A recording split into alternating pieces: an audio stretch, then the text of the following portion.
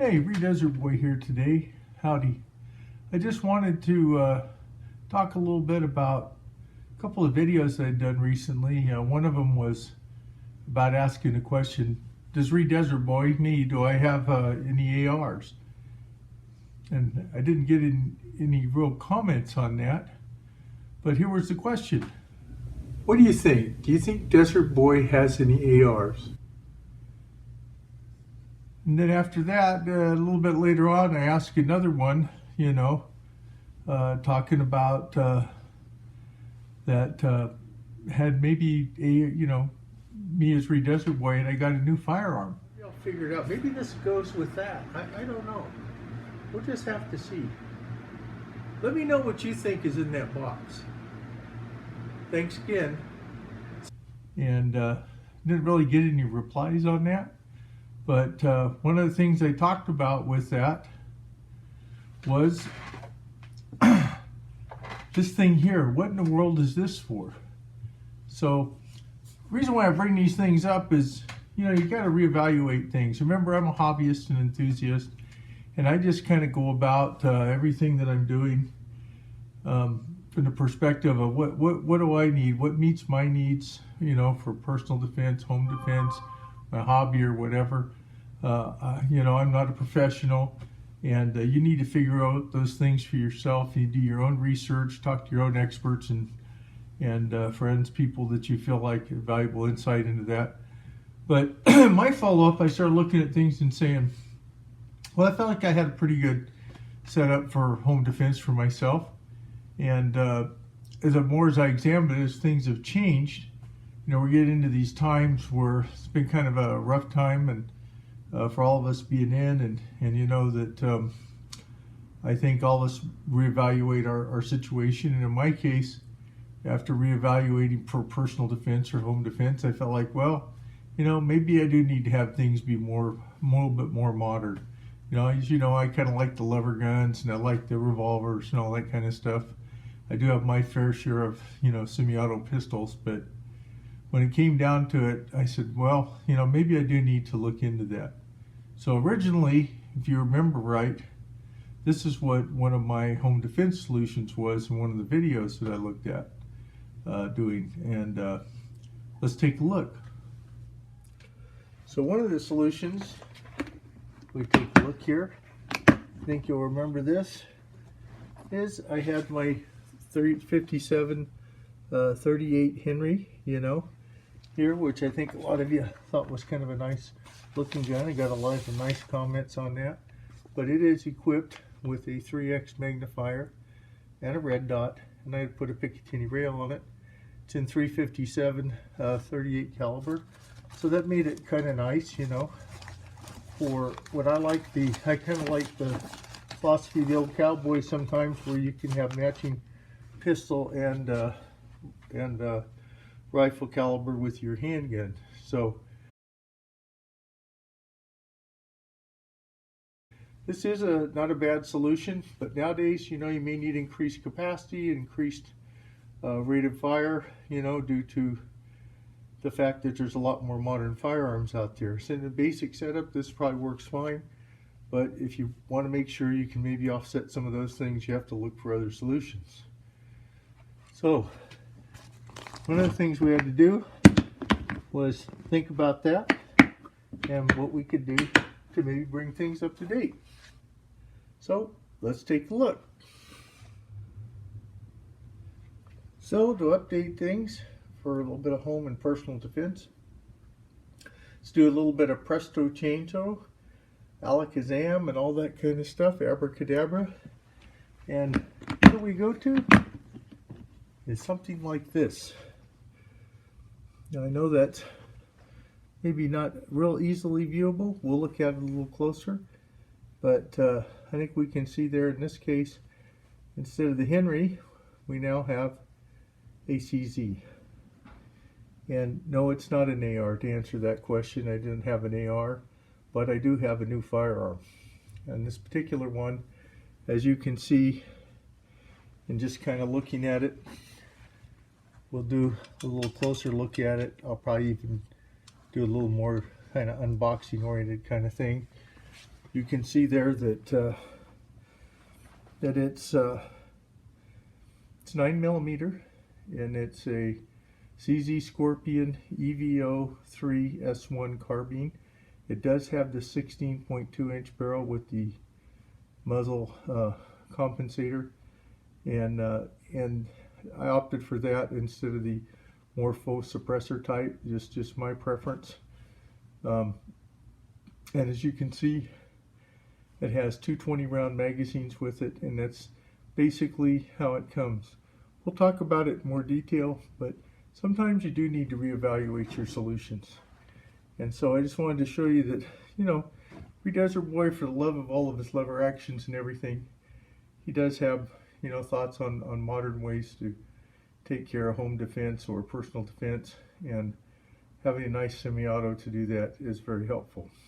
So next part of it, we'll take a look at it and put it on the bench and talk about it a little bit, and go from there.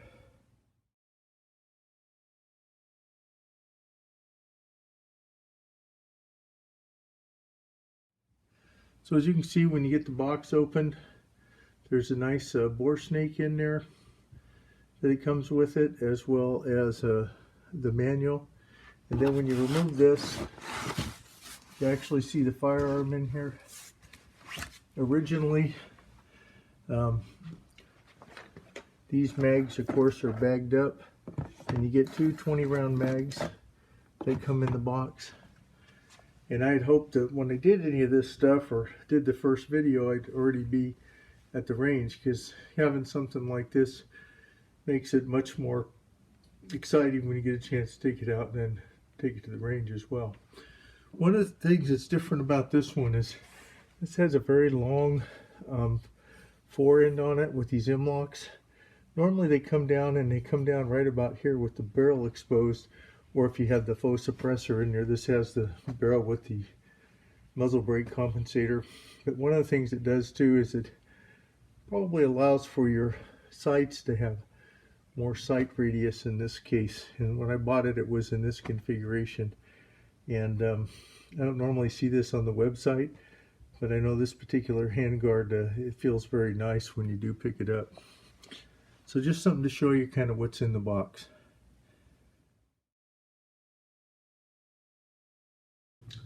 Howdy, Desert Boy here again with the CZ Scorpion EVO 3 S1 Carbine. And let's talk about it a little bit. And before we do, we will check the weapon safe. And one of the things is it's got a folding stock. It's got a magnet here that holds the stock. Locks back.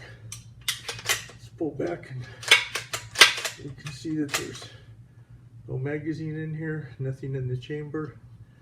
And let's talk about the overall weight and feel of this.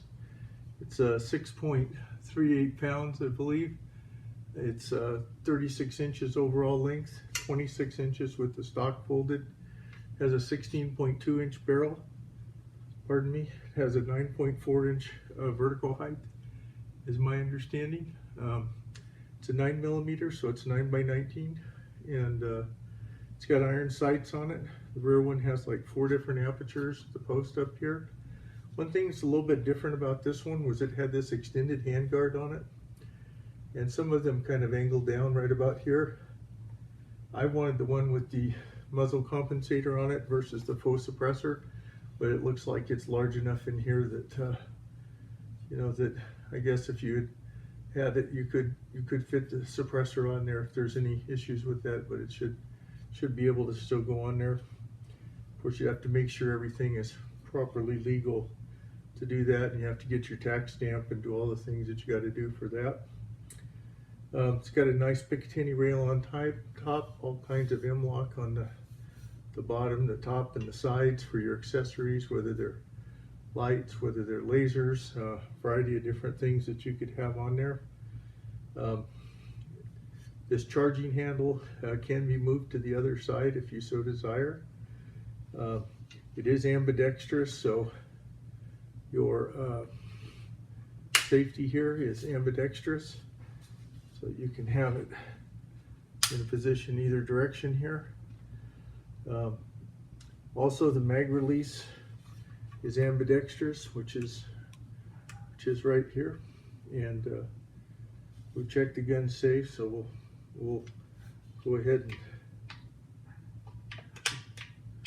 and release this. And we take a magazine. The magazines are all empty. That's a 20. It's a 20. This happens to be a 35, which we'll talk about here in a minute.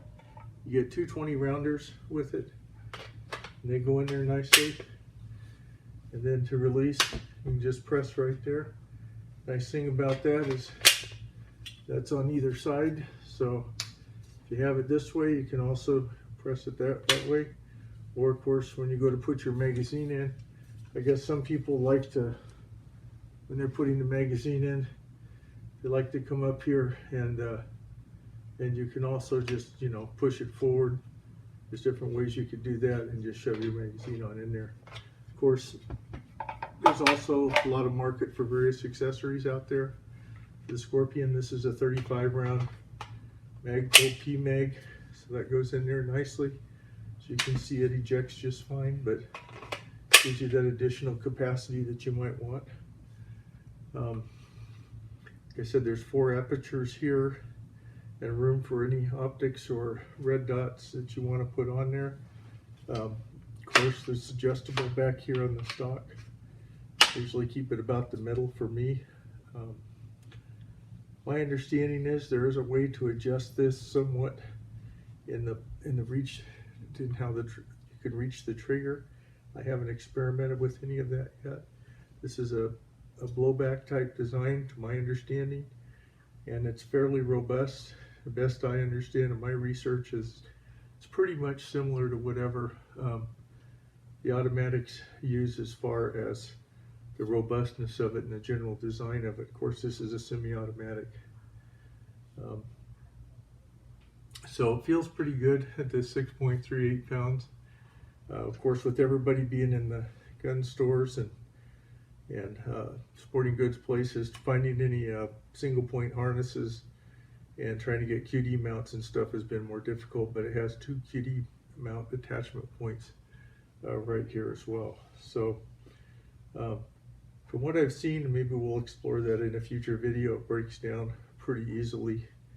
I think there's just one pin here, I think, that has to come out. I'm not going to do that today because I'm still getting familiar with it and getting up to speed on everything. But also the sights are adjustable as well. So that's some nice things about it. It's got basically mostly polymer. This is imagine this aluminum to the best of my understanding, and then of course the key parts of it are proper metal, steel. I think in the assembly area I'd have to look at it. I'll try to get more detail on the insides of it when I break it down. So just wanted to share this with you. Many of you out there probably know a lot more about these than I do. I also wanted to show and just share with you that, you know, pretty much, you know, I like kind of cowboy action kind of concepts. I like lever actions. I like also the idea of pistol caliber carbines matching up with my handguns. So I like that part of it. So this 9 matches with my other 9s. My 357 38 Henry matches with my 357 38. Who knows, maybe I'll try to get a car arms, you know, Thompson machine gun type of model with the 45 to match up to that, so that I have a match there. But and then so that's kind of my philosophy, I guess, for me. Remember, I do things, you know, and share with you what works for me. For you, you might have a different need, you know, the AR-15 or the AK-47 or an AR-10 or something might be more suitable for your needs. So always follow all your state and federal and local firearms laws, ordinances, any permitting that you got to have, any tax stamps that you need if you modify these kind of things. I know a lot of people really like the pistols, but I kind of wanted to have a carbine. That was really more, where I live at, you are allowed to have pistols, but I really wanted to have the carbine. I really didn't want to do this video until I was ready to take it out to the range. And those haven't quite opened yet, but I think there might be some private ones that are open, and I might try to get out there as things are kind of opening up more. I know there's one nearby, but I have to cross the state line to go over there and do that. It's a public range, but it's just kind of a long distance to go, and you know, going back and forth right now is still probably not the best thing to do, although we're all pretty much starting to open up more and more. So once again, this is Reed Desert Boy here. Like I always say, be safe out there, whatever you're doing, and please like, comment, and subscribe. Thank you.